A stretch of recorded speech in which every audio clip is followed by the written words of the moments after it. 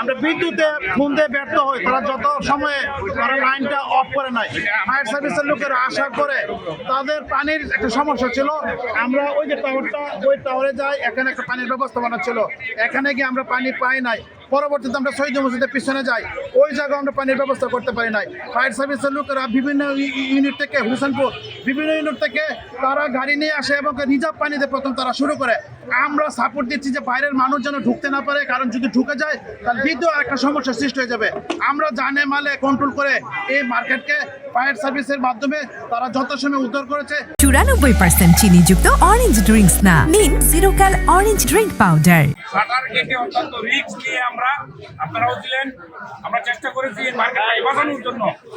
এবং যারা এই দোকানের যারা ছিল, মালিক ছিল, তাদেরকে আমরা বারবার বলছি আপনাদের দোকানগুলা লকগুলা খুলে চেক করেন।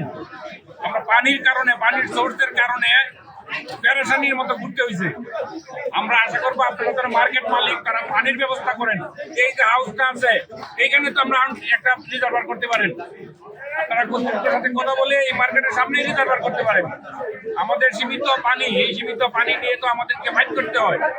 কিশোরগঞ্জে প্রত্যেকটা মার্কেটে একই অবস্থা, কোথাও পানি নাই। অত্যন্ত দুঃখের বিষয় যে মসজিদের হাউসের মধ্যে একটু পানি আছে, মসজিদের বলতে পারলো না, আমাদেরকে খুঁজে ফাইট করতে হয়েছে। তারপর হ্যাঁ, আপনাদের সহযোগিতা পাইছি আমরা, ইনশাল্লাহ আমরা চেষ্টা করছি এই মার্কেটটাকে বাঁচানোর জন্য।